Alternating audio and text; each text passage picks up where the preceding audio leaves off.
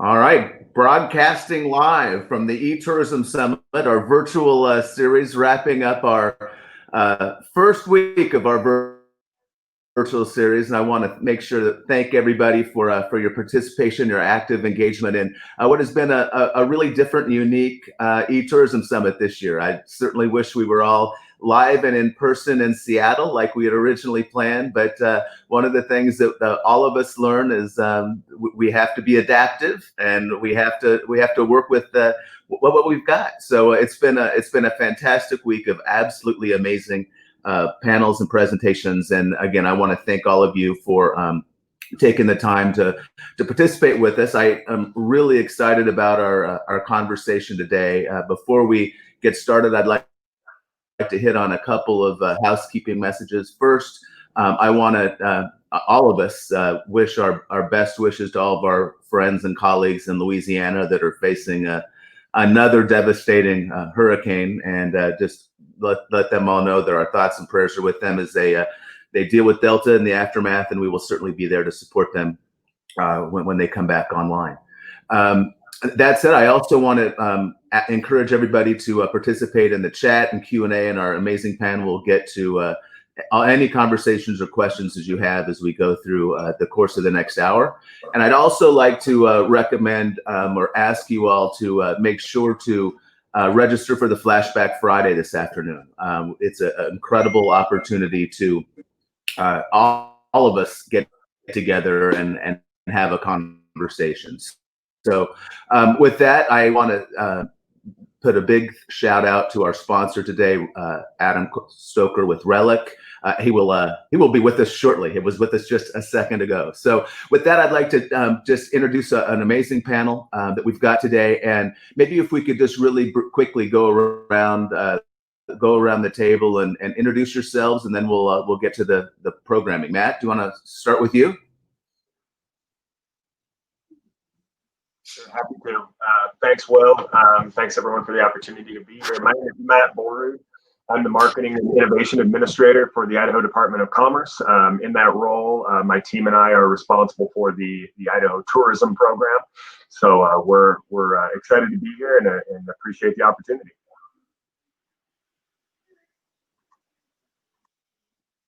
Thanks for being here, Adam. Allie? Hi, Allie Daniels, Senior Vice President and Chief Marketing Officer for Visit Seattle. I oversee cultural tourism, public relations, marketing, and creative services in our international group that's a bit on hold right now, but we are excited for them to come back online soon. Thanks for having me. Awesome. Thank you, Allie. And Allison. Good afternoon. Hi, I am Allison Schultz, and I am founder, principal chief navigator of Mile Marker 630.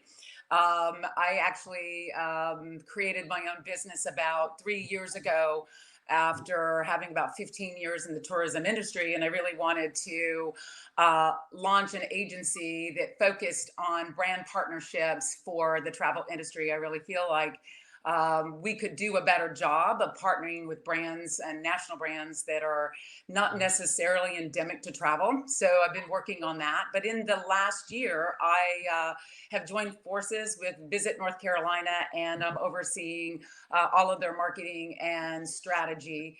And it's been an incredible time during this pandemic, and really thrilled to be a part of it. And that's awesome. And thank you guys so much for being here today and for contributing to this. The pre-conversations have been really fascinating. And here we go. Our host and sponsor, Adam Stoker. Adam, thank you for getting back online. This is an incredible conversation about brand positioning in a post-COVID environment. And I'm really excited to hear this conversation and then to move it forward. So with that, Adam, I'm going to turn it back over to you. And again, thank you to Relic. Thank you for your sponsorship and support for this event. And really looking forward to the conversation. Yeah, absolutely. We're thrilled to be involved, and sorry for the technical difficulties here. Of course, our internet goes down just as we're about to start this webinar, but that's kind of how this COVID process has gone at different times. So I'm sure everybody's familiar with that. Like Will said, I'm Adam Stoker, President and CEO of Relic. I also host the Destination Marketing Podcast. And so many of you have probably heard me from there. But this is going to be a great conversation today. And I'm excited to be here with each of you. I saw as I was popping on that Allison introduced herself and didn't see who else has or hasn't. So Allie and Matt, have you had a chance to introduce yourselves yet? You have. Okay. All right, good. Well, then let's dive in. One of the first things that I wanted to talk about is as we've gotten into this situation with COVID and how it's affected the travel industry. What we want to do moving forward is make sure that we have effective messaging that doesn't kind of all look the same as we move into the next phase of recovery. And so I wanted to show what could happen if we don't be cautious of that. And so I want to start with a video, and we'll probably just watch part of it, but it's called All COVID-19 Ads Look the Same. And Becca, if you could cue that up for us, that would be great.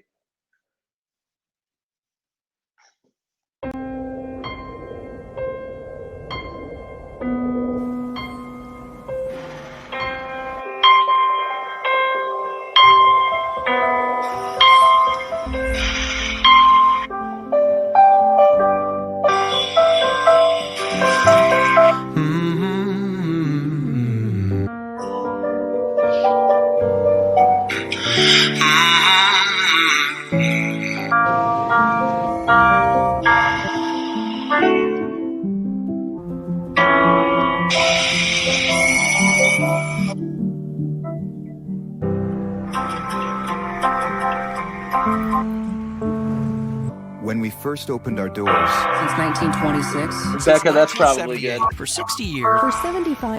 When we first opened our doors. So the reason I wanted to show that at the beginning, and there's some brilliant creative that was in that mix, but what happens when everyone is trying to solve the same problem with their marketing, right? And so what we've done is we pulled together a group of panelists that I feel like can give great advice as to how to make sure that your messaging is on point and unique and authentic moving forward into the recovery phase of the pandemic. And so to start with, I'd love to have each of you kind of talk a little bit about maybe some of the creative and messaging you are or have been working on. And Allie, I'd like you to go first. Great. Becca, if you could pull up that visual, that'd be wonderful. And I'm so bummed because we are in the middle of production for a new campaign right now. But we'll show you what we've been working on and speak to that a little bit. As the home of domestic patient zero, we shut down probably quicker and more stricter than a lot of destinations, at least at the beginning. And so, but we still wanted to remain top of mind, right? So we use the line, while travel is discouraged right now, dreaming is not. We knew that people were in front of their computers consuming content more than ever before. So we took that opportunity to repackage a lot of our video. We used our newsletter. We created special editions because, as we all know, what people need right now is not a book now button, or at least back in March and April, it wasn't book now. It's like everyone on the planet was planning their next trip. So we wanted to give them information for that, and about safety, right? That is another big thing, which I'm sure we'll talk about quite a bit today, but just making sure that everyone knew what we were doing and when about safety precautions. Becca, if you could just flip to the next one, that'd be great. These are just a couple of examples of what we put out there. Travel won't be on hold forever, so start dreaming now. Seattle's patiently awaiting your return. We have very strict guidelines from our county and from our state about not promoting non-essential travel. So for a person that gets paid to promote non-essential travel, that was very hard. So we tried to, again, stay top of mind with consumers, get our name out there in a positive spin. And then the one on the top left, ready to travel again, stay local first, that kind of is the pivot into, oh, I said pivot. I told my boss I would not say pivot. That's our new direction into what we are encouraging, which again, we'll get into a little bit later. So that's what I got for now. Great. Thank you so much, Allie. And that is great creative. Matt, let's dive into what you're working on. Yeah, thanks, Adam. I could go ahead and pull up our displays as well. I think in the same vein that Allie had talked about, it was really crazy to be travel marketers and be talking about not traveling to Idaho. I mean, it's just this complete complete crazy shift. And in the same way we're talking about not wanting to use the words pivot, we talk a lot about authenticity, and I think that's maybe another overused phrase, but we really wanted to be authentic in the moment, and recognize that there's a lot of challenge out there, and that there's a lot of suffering, a lot of difficulty, and how can we provide maybe a little inspiration, a little aspiration for when we are able to travel, and hopefully our lives resume in a positive way. And so we initially have kind of gone with more of a concept of see you soon in Idaho. We've talked a lot about keeping continuing to plan, continuing to dream, and that we'll be ready for you when the time is right. And for us, we've really benefited from the shift toward outdoor recreation and more interest in big open spaces. We have that in spades. So putting that type of imagery out there to for folks who maybe are big into the outdoor recreation already, and this summer wouldn't change any of that, or folks who maybe are new to spending time in the outdoors. Can we encourage folks to visit Idaho and experience those types of activities, which maybe we have a little more propensity towards this year. But always kind of going back to making sure that everybody understands safety precautions. We, at our state level, we certainly had some stay-home orders and things of that nature, but a lot of our decisions were left to local decision makers, regional decision makers, and so that created a little bit of a unique situation there for us to be able to make sure travelers understood. If you were going to be going to a certain part of the state, you may have some restrictions versus if you're in a different part of the state. And so making sure we were communicating that all as best that we could, but trying to remain fun and inspirational as much as we could authentically was really kind of our priority. Great. Thanks, Matt. And last but not least, Allie, why don't you share, or excuse me, Allison, why don't you share? That's going to be hard for me. Why don't you share a little bit about what you're working on? That's all right, Adam. I go by Allie too. So I'll respond to whatever you call me. So inspiration, I love that both Allie and Matt are talking a lot about inspiration, and very similar to what they both shared, representing Visit North Carolina. We were completely shut down when the pandemic hit. In fact, it was only just last week that Governor Cooper allowed us to move into phase 3. So since the pandemic hit in the middle of March, we really went to work to tap into some CARES funds to create a campaign that would really instill consumer confidence and resident confidence and traveler confidence. So we launched a program that's called Count on Me and See, and it's incredible because it really taps into several organizations, the Restaurant and Lodging Association in the state, Health and Human Services, so we're working directly with them, and then NC State Extension, who created a full-on training program for those tourism businesses, restaurants, hotels, attractions, to be able to take training and get a certification for it, that we'd be able to go out and demonstrate, a bit more that we're doing everything we can to create a safe environment for travel when travel comes back. I wanted to share that initiative, we have all 100 counties participating in Count on Me and See. I think there's more than 60,000 businesses. We've been able to generate more than 1.5 billion, media impressions about this effort, and we're getting a lot of attention for it being so stand out. But one thing that we hadn't done was really put a lot of media behind it. So we developed this media campaign where we put more than $4.5 million into it.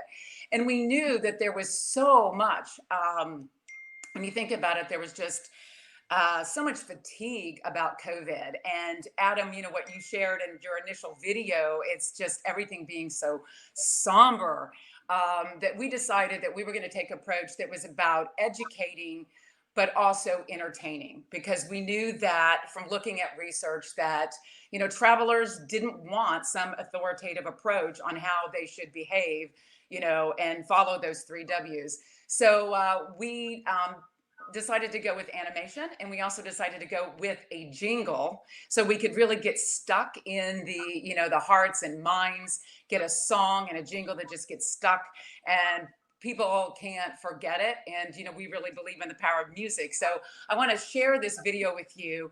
And one of the reasons we went with animation is because we were shut down in the state and we couldn't put production crews out there. So this was just a significant way for us to get our message out. And since we launched the campaign, and before we show this video, which is at the heart of it, we've already generated 29 million completed video views. So Becca, if you could tee up the video.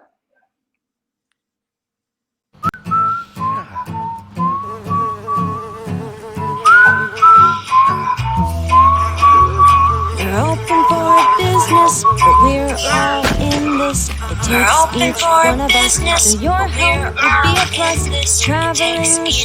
us, so your help would be a plus. Traveling, shopping, ordering a panini, well you can count on me and see. Businesses are doing their part. We're learning how we can all outsmart a stupid disease that spreads communicably. We're all tired of living antisocially. Keep your distance, wash your hands. It takes a face covering, cause we're all discovering. We're all in this together like a potpourri. Oh, you can count on me and see. Oh, you can count on me and see. Oh, you can count on me and see. And I'm not sure if Allison, that that's great stuff. correctly or not. It wasn't real. There was a little bit of feedback, but you can tell that it's a great video and a timely fly after earlier this week. But yeah, definitely. we won't go down that road today. But I wanted to, I think that is great creative, and I love the use of animation that you guys had there. A lot of fun. Yeah, I wanted to show one. Yeah. Oh, go ahead. Go ahead. Oh no, just that was, we understood that humor. We wanted to take a play off of both Walt Disney and Pixar, and understand that we could use humor. And honestly, Sonny, that's the name of our character. He is not the sharpest tool in the shed. And he really does kind of represent how all of us have gone through this pandemic with, the waves in media and what we've learned about the virus. And so we really wanted to be, authentic about him. And so, yeah, this is how we've been stumbling through it. But once you get to the other side, you can, live in a COVID world, and travel doesn't have to stop. And, it's just been such a parasite, to our industry. Yeah, such a unique campaign. Really cool. One thing I wanted to show is something that we've been working on at Relic as well, and it's for one of our clients. And Utah is a little bit unique because I think we've been able to open up a little bit sooner than most destinations have. And so the campaign that we're going to show you is a little bit more geared towards direct response, like, hey, it's time to travel. And the people that have been visiting, or that had been visiting Utah, have been cooped up for so long that our message is, the travel related items in your garage or at your house are collecting dust, but it's the wrong kind of dust. And so we've got a campaign called Upgrade Your Dust. And Becca, if you wouldn't mind teeing that up for us right now, it's for Garfield County, Utah, which is Bryce Canyon country.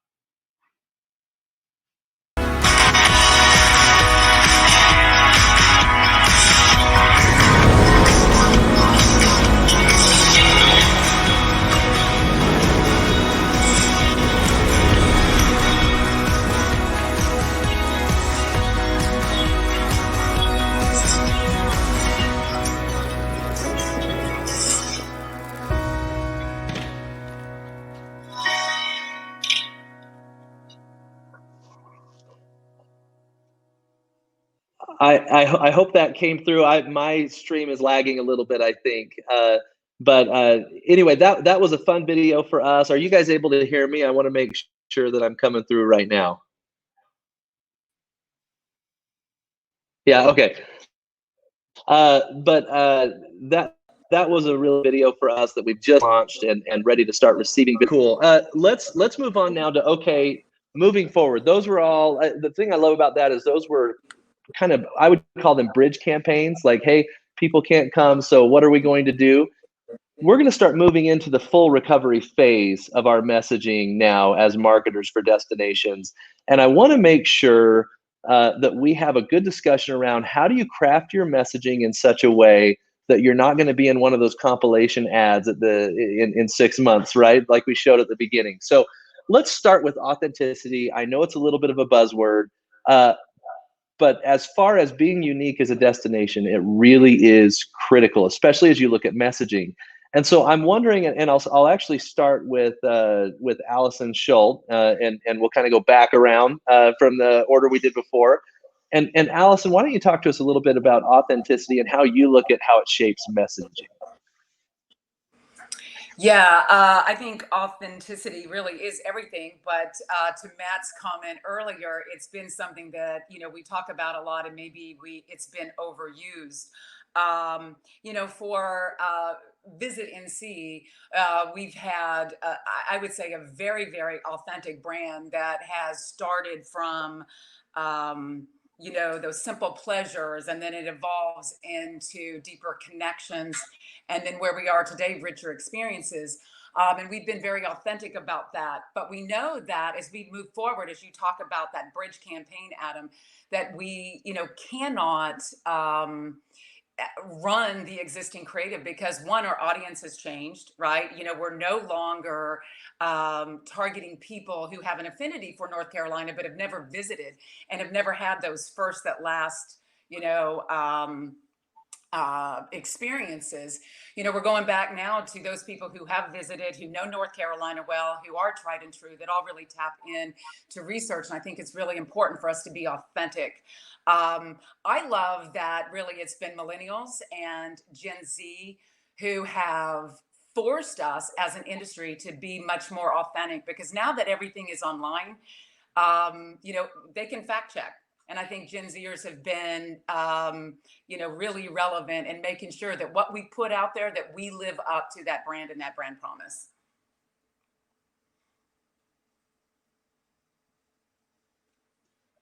I think that's a great point. And you mentioned something that I think is really interesting that I want to dive back into a little bit later in the discussion today. And that's how the audience has changed and how that should affect our marketing. And so we'll dive back into that, but I'd like to give Allie and Matt also a chance to kind of talk about authenticity and why it's important for their destinations. Matt, we'll start with you. Yeah, absolutely. I think Allison had said it earlier as well, where you kind of talk about like the COVID fatigue, and I think that's a very real thing right now. Authenticity is always important, but we've had months and months of being talked at and being told what to do, and even if we agree with everything, it is exhausting living under the circumstances that we've been living under. And so we're trying to look at just, again, how can we talk about, I think we talk a little bit about, and later on we kind of mentioned, areas where, maybe things we didn't really like that we're seeing out there. And I feel like it's those inauthentic connections where brands are trying to we're here for you in a way when it's like, are you really? And so, we think that Idaho can really provide, that outdoor experience, that travel, this industry, provide something that is so helpful and so vital to our mental health and to where we all kind of find ourselves right now as we're navigating everything that we're going through. And so it's just being, and I think for us, we have worked very hard as a team and with partners to just make sure that we're speaking from the heart, and that we're acknowledging the challenge that everyone faces, and how can we, in a real, true, honest way, convey a message that is helpful, that is inspirational, and that provides positive in people's lives as they dream about travel, or actually book their trips now. As we come out of summer, we had quite a bit of visitation, which was very, very good. And so we've the audience is changing, but it's there's what's old is new again, and we're return visitors are big for us as well. People who kind of have that nostalgia, that have had that wonderful experience before, welcoming them back again. But again, doing it, as much as we can in a healthy and safe way, so that that people understand that we really do care, and that we really do want you and your family and those around you to be healthy and safe. And we hope that includes time visiting us.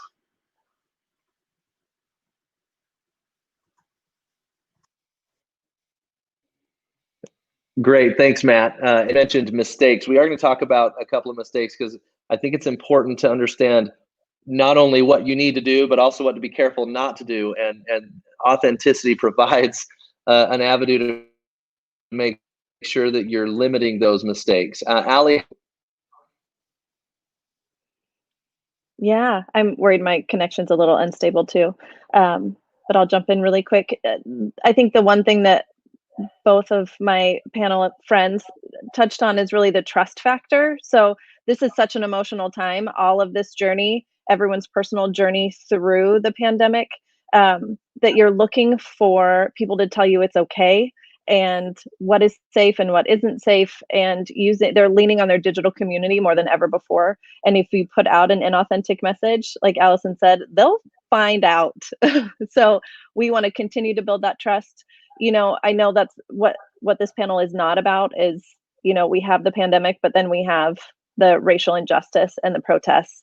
And as a predominantly liberal city, I am sure my friends around the nation are feeling it as well, that now is the time to make sure that you are authentic about what your destination can offer right now. And I know safety is a big thing from the pandemic, and from street safety also. So I think leaning on your digital community, making sure that you have a human responding to questions and not a bot, whether it be through email or social, and just being out there with the truth right now, quite frankly, I think is the most important.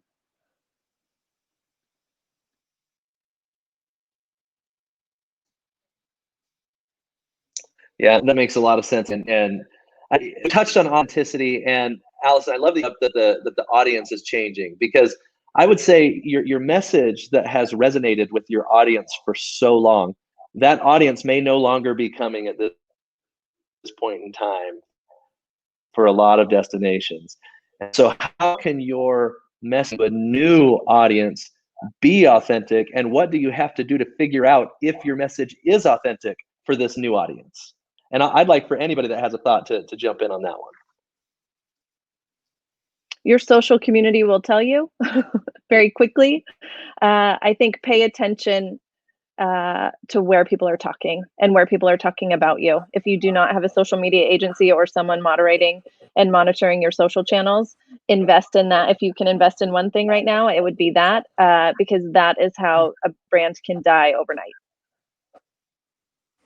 Yeah, and I would throw in and say that at the heart of everything that we are doing, and as we move forward, is research. We have invested in more research at Visit North Carolina this year than we have in many years. We're looking at national traveler sentiment. We're doing resident sentiment surveys every 6 weeks. We're really wanting to know more about how our community even feels about welcoming visitors back into our destination. So that's very important. And to Allie's point as well, we're investing in research that's doing significant social listening around this topic, as well as around bias and systemic racism and inclusivity. We want to make sure that Visit North Carolina is seen as a welcoming destination and state. So research has been at the heart of everything and how we move forward. Yeah, I don't have anything beyond Hey, that. Allison, whenever we talk about sorry, Matt, I think I'm still having some technical difficulties here. But Allison, a follow-up for you is whenever we talk about something like research, I'd like to get into the specific tactics that you're using so that people know where to go from here. So what specific tactics are you guys using at North Carolina to identify those audience changes and response to your messaging and that type of thing? Well, again, it's definitely those resident sentiment surveys. We are really digging into improving our database and improving work across all of our platforms, because we know that when we're out there with our Inspire campaign, it's going to be much more tactical. We're going to be talking to people who know us, and we want to make sure that that message, as Ali and Matt talked about, is really authentic and on point. And we know that travelers want more tried and true. North Carolina has the coast, beautiful coast. It has the mountains, and it has the Piedmont, which is more our urban areas. And as a state, we have to serve all of those areas and make sure that we're doing everything we can to amplify their message. So for us, it's the social listening as a tactic, and then just getting all of our owned assets really where they need to be. Got it. Okay, Matt, go ahead. Well, I was just going to say, I think from our end, it's just testing and measuring. I mean, I couldn't agree more that you will absolutely hear about this, from a social media perspective, and there are a number of wonderful research tools out there. But we're just very cognizant of testing and measuring and making sure that we are optimizing to what is performing. I think it's all of us are going to be facing budget constraints. All of us are going to be facing being able to justify how efficient and effective our messages, our campaigns are. So in the same way that we need to make sure that we're putting out the most authentic, effective message, we also need to be running campaigns that are driving results. And so you can absolutely, you're certainly going to hear about it from a social media perspective. But boy, just the ability to test and measure and make sure that we are optimizing to only what is working and that we are all over it as we go is as important now as it's ever been. So Matt, as a follow-up question there on your testing, do you use your digital channels as a testing ground for messaging before you launch it globally?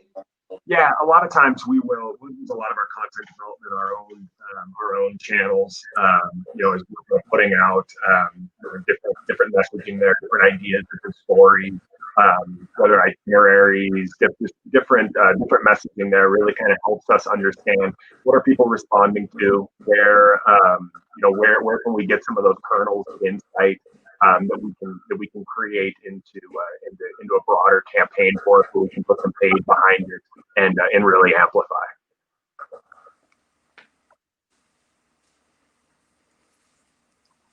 Got it. Thank you.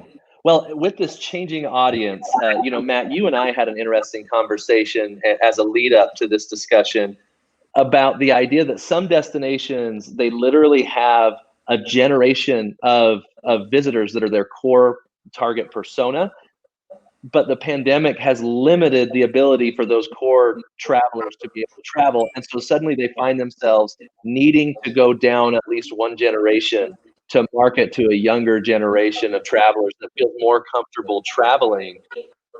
How do you do that when you've been authentic? And I had a conversation with Tupelo, Mississippi. It's the birthplace of Elvis, and they've dealt with this exact problem that Elvis fans are getting older and they're having a hard time educating the younger audience about the cultural impact that Elvis had on the population, right? And so how do you take that messaging, that core message that you have, and go down a generation or two, and how do you keep them after the pandemic without alienating the audience that's been so pivotal for you until then?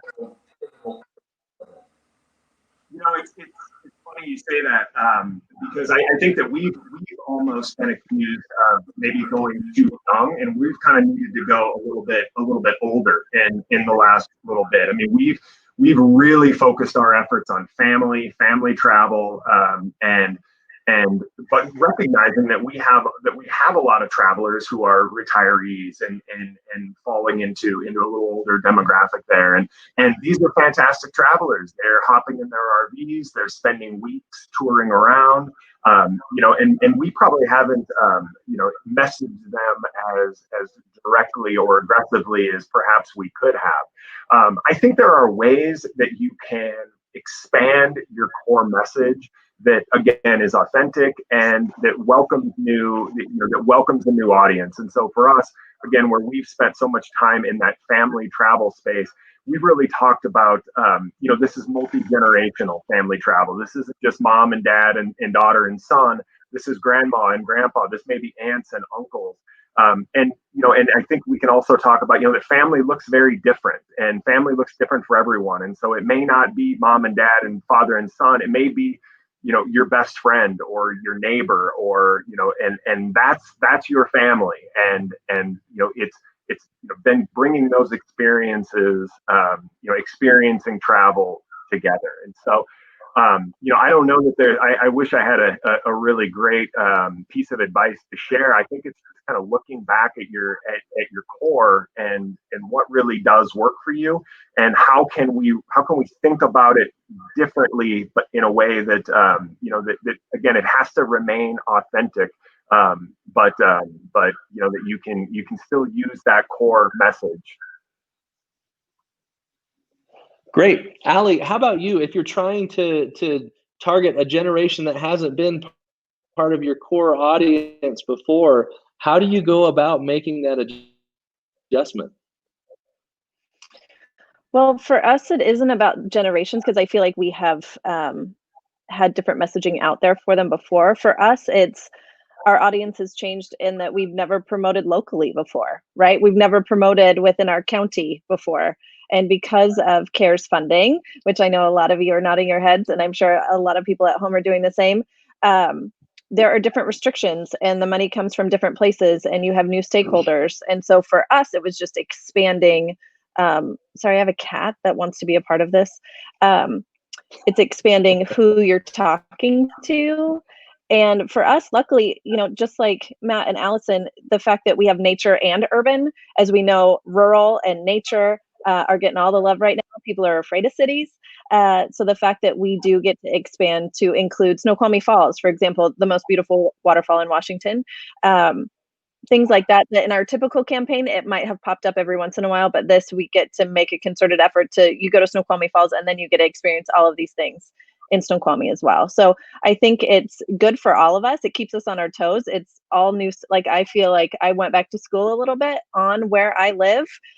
When it's your home, you feel like you know it best, and then you get a new challenge and a new assignment, and it makes you dig a little bit deeper. But I think it's been fun that we have these new challenges. It's a silver lining. And again, we get to introduce what we do and what we all think we do pretty well to an audience that we basically just assume they don't need to hear about us, except to know that we're bringing business to their neighborhoods. So that didn't really answer your question, kind of like the VP debates, but I was able to sneak in my talking. Well, you know what though, you spurred another question for me, which I want to pose to Allison as well, and you can choose to answer this or the previous one, Allison. But the idea of having to suddenly message local stakeholders, and maybe we'll have Allie's cat weigh in on this too. But when we're messaging local stakeholders, when we haven't really done that before, what is a way to approach that? Because most of our messaging has been centered, get outside money in, as opposed to focusing on those locals. Well, if you want me to jump in, I think it's when you think about where you live, work, and play, right? Matt, Allie, myself, we love where we live. We love the destinations that we get to promote. We have great passion for it. And I think you have to tap into that passion for why people choose to live, work, and play somewhere, and you tap into that and you help amplify.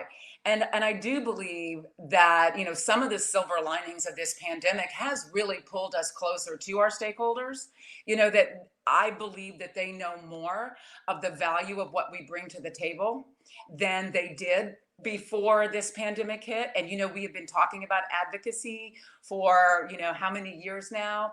And I do think that this has been, a level playing field in terms that, the legislature, they're turning to us and they're tapping in, to the assets that we have, and even our communication outlets to get message out to residents and locals. So, I do see some of this as honestly a silver lining. The other thing that I wanted to share on the previous question, just really, really quickly, is something that, I've been spending a lot of time with, and it has to do really with what has happened since May with the death of George Floyd and how things have just really changed. So not only do we have the pandemic, but we have to really look, ourselves, we have to look at ourselves in the mirror. And as marketers, we know we have a limited budget, and we know that we target those funds right to the right people who are most likely to convert. But you do have to take a step back and say, are we doing this right? And is our message right? And who are we excluding in this whole conversation? And I know that there was one question about, brands non-endemic to travel who are doing it right. And for me, it wasn't even really about the pandemic. It was about Procter & Gamble and how they've been at it for a number of years of really talking about how we need to have a conversation and the silent majority needs to speak up. But I think in our own industry, we have to really look inward and deeper. You go back and look at those flashback, Throwback Thursday, Flashback Friday, you will learn a lot, through those photos and, and how, we have been positioning our destinations. And I think our audiences really do need to change on many levels. Sorry, I think that sounded a little preachy. I apologize. No, you bring up another interesting point, which segues into, I think, another important question. And that's, why is now a great time to take a step back, 30,000 foot view, and reevaluate everything in your marketing? And why is this a good opportunity to do it? And maybe I'll throw that to Allie. You're unmuted. I'm wondering if that's because you've got a response to that. Go ahead. If not now, when? Right? We should. If I was a participant in our state tourism summit yesterday, and there was a question like, do you think this will be a paradigm shift? And if it's not, shame on us, right? This is the time. This is when people are more connected again to their digital community. This is when we can make change. I'm grateful for the Black Travel Alliance that is holding us accountable, that is making those benchmarks for people, that there's no shame, but it's admitting like, here's where I am right now and here's where we should be, at least from a racial equity perspective. But I think from a safety perspective as well, it's changed how we put information out there. No one wants to just go to an FAQ page. Again, that just seems so impersonal, especially right now when we are just like craving personal connection and leaning on that. So I think shame on us if we don't.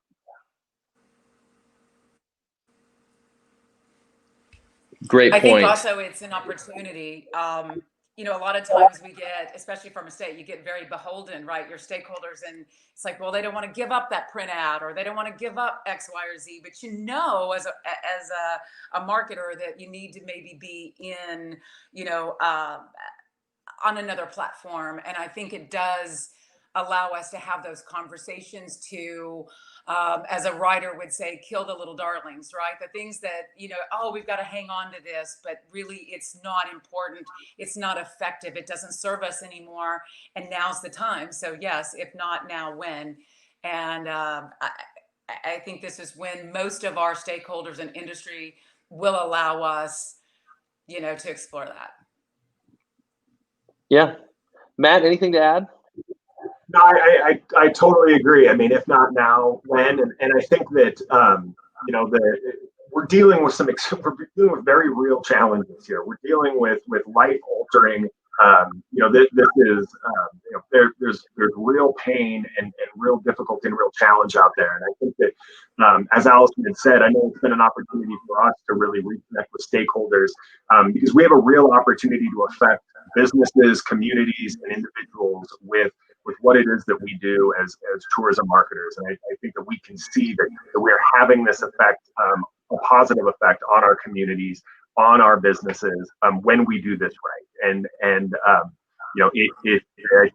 couldn't have said it better. It's not now, when. There are real challenges out there that need to be addressed, and we have a real opportunity and platform to be positive contributors to that. So if we're not going to do it now, then we're missing the boat. We need to help our communities and our residents and our stakeholders. Yeah, we had the opportunity. Laredo, Texas came to us recently and needed some help with a rebrand, and we had the opportunity to take a look at where they had been, but take a step back and reevaluate where they need to go. They're a border town, and so they deal with a lot of the struggles of what comes along with a border town, questions about safety, but also some of the unrest between certain immigration policies and things like that. And so we really had to look at it as bigger than just rebranding a community, but maybe leading out on having Laredo actually have the opportunity to lead out on some necessary change. And so this is the old stuff from Laredo that they were doing before. We felt like it looked kind of like more cowboy Texas, if you were going to put like a feel to it. And when you go to Laredo, that is not at all what the feel is. And so what we did is we decided to take a look at who Laredo is, and they really are an authentic Mexican experience in the borders of the United States. And so we went with this new campaign, and Becca, you can go ahead and move along to that. And we used this, or excuse me, I said new campaign, I mean new brand. We used the aloe plant because of the representation of healing that aloe has. And we felt like the unity between the two communities on each side of the border in Laredo, Texas, could be a great example to some of the healing that needs to take place across the country. And it was a great opportunity for us to take a step back, reevaluate everything, and do something bigger than just change a logo. And I think every destination right now has the opportunity to do that. Take a step back and look at what you're doing as a destination, and how can you just see if you're really authentic as far as what it needs to be. And so anyway, I wanted to show that as an example. And I thought that it would be interesting for us from here to talk about maybe what is the process of reevaluating everything. I mean, most of us have digital ads running, we have PR going, we've got traditional media running. How do you, I mean, that is not an easy task to reevaluate what message is on every platform, and not only relaunch, but make sure it all works together effectively.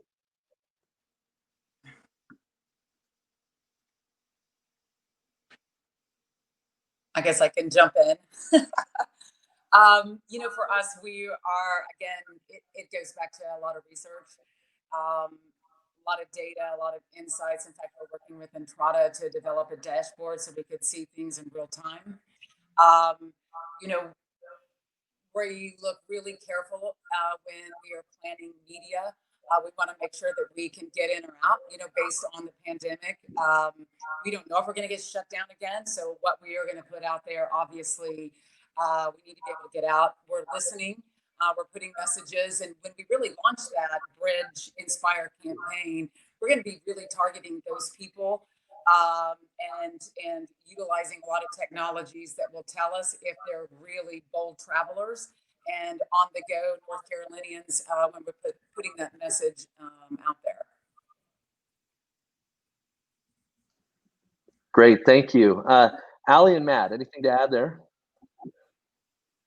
No, I think it comes down to prioritizing. It's big.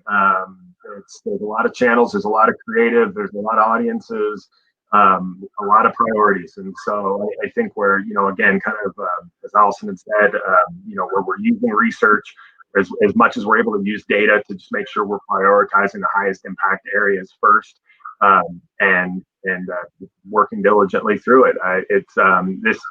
It's always been a moving target, but my God, this year has been the definition of a moving target in the ground, just continually shifting under our feet. And so I feel like we're pretty maybe well practiced, well tuned into being able to to adjust and shift when as we're kind of reestablishing those priorities and working through it. But again, it kind of comes back to the previous point too. We're going to have budget challenges, as we talked about. We've had CARES funds. We have these different stipulations in how we've been able to fund our programs, and so that has caused a lot of this reworking. And so as you're working through all of that, being mindful of those other stipulations there. As we prioritize what's most important. Yeah, all of that. Nothing new to add. Great. Awesome. Well, I wanted to touch on, I think Allison and Matt and Allie at different times have talked about the importance of listening, whether it's to research or social media or interviews or whatever it is that you're doing. The idea of letting the audience tell you what the message should be, I think that's such a valuable point for today, and one that's so basic to marketers and yet gets overlooked so often. And one about reevaluating everything, just going back, it's really interesting because what's always worked, and Allison, you touched on it with killing the little darlings, right? Like, oh, we do it because we've always done it this way, right? And COVID, and I want to touch on this because I think it's important for us to talk about. There is an opportunity for every single destination to move forward as a result of this pandemic, because the way you've always done it will not work anymore. And so now, how do we make sure that the messages that we launch doesn't just look like every single other message out there, and yet is the right message for our new audience, and really matches up with what we need to do to have success in our roles?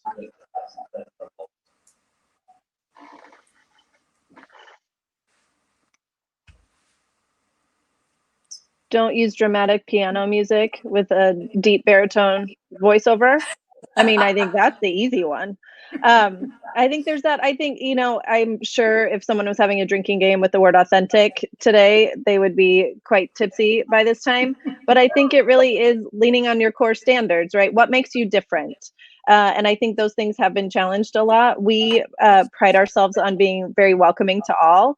I think, again, as a predominantly liberal big city, people are questioning that right now. So how can we use our community to help support that? Because people trust people like them more than they trust professionals like us that get paid to promote a destination.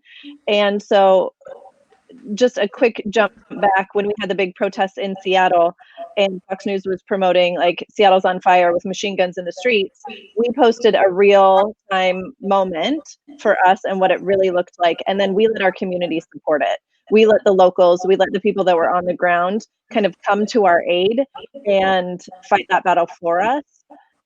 And so I think part of it is just allowing the conversation, not only for those that want to learn about your destination, but for people, like for our locals and residents, to get to promote their destination and be part of it and be deputized that way. That's something that's worked for us, especially during this time. And I look forward to leaning on that even more.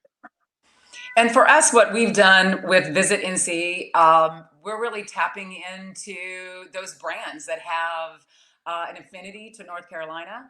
A lot of those local influencers to get out there and help share our message. When we were shut down, we worked with local chefs. And I think everyone, destinations, because it's really those chefs that can really talk about our culture in a real, relevant way where you can taste it and feel it and see it. We worked with local chefs. Another thing that's really endemic to North Carolina is NASCAR. It's racing. And so we've partnered with Richard Petty Motorsports, and we have the King. We've reined him in, and he's out there, helping share our message in a very authentic way. take a drink. And then we're also working with some brands and energy drinks and Camping World and Gander RV to really push out how beautiful, North Carolina is, and it is the right place, whether it's the mountains or the coast, to really have those incredible outdoor experiences. So we're really tapping into a lot of brands to help us get, that message out there and to share our story. Great. Matt, anything to add there before we go with final takeaways? That's all really. I would just say, and I think probably all of us represent destinations that are cities and areas that are really quick, really fast growing. Idaho has been one of the fastest growing states, like Utah. I mean, it's statistically per capita, some of the fastest growing areas. And so when we've been able to kind of tap into new residents as well, longtime Idahoans have a tremendous amount of pride in their state. And we've got a lot of folks who are also kind of rediscovering their new backyard and kind of integrating themselves into the Northwest. And so, ways that we can, leverage those folks, welcome them, and, as they're then sharing their stories about their new adventures with their family and friends who are all across the country. It's been nice to be able to kind of reframe some of the images of our state through new residents and folks moving to our area. Great. Well, I thank you guys so much. This has been wonderful. I would like to have each of you give us a short 2-sentence, most important piece of advice you could give somebody approaching messaging for a recovery campaign right now. We'll go Allie, Matt, and Allison. I have to go first. The most important advice: trust your gut and listen to your locals and residents about when they're ready for recovery. That's the other piece. Our friends at Longwoods released a report saying only 4 out of 10 residents are ready to welcome visitors in. So be careful. Wait for it, because if mom tells you not to have a party and you have a party, you lose that trust. So be really cautious. And that's more than 2 sentences, so I'll pass it on. Great, thank you. I would just say, be ready to change. Just be ready to be nimble, and no sacred cows.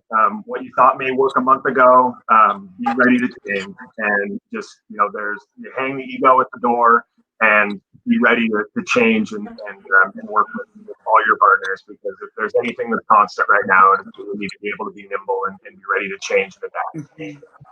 Great. Allison. Oh gosh, I think for me, I would leave it with look deeper. I mean, look really, really deep at how you're marketing and promoting and targeting. I think there's so much that we will leave on the table if we don't do that. And there's an opportunity for us to connect and engage on a really meaningful level with people that have never been in our target audience before, but deserve to hear from us and deserve to have that rich experience that travel provides. Great. And I guess I'll close with what I feel like is my most important piece of advice to give anybody working on a recovery campaign. And that would be, if there was ever a time to take a risk and do something that you've never done before, now is the time, because numbers are down, measurement is out the window, and a loss might even be difficult to measure, but a win by taking a risk will show very clear results. And so if there was ever a time to take a risk with your creative, I would say that time is now. Bravo. Yeah. Thanks everybody for your time. I loved this discussion today. I wish we had 2 hours. I could talk about this with you guys forever. So thank you so much for sharing your expertise with us today. Thank you, Adam.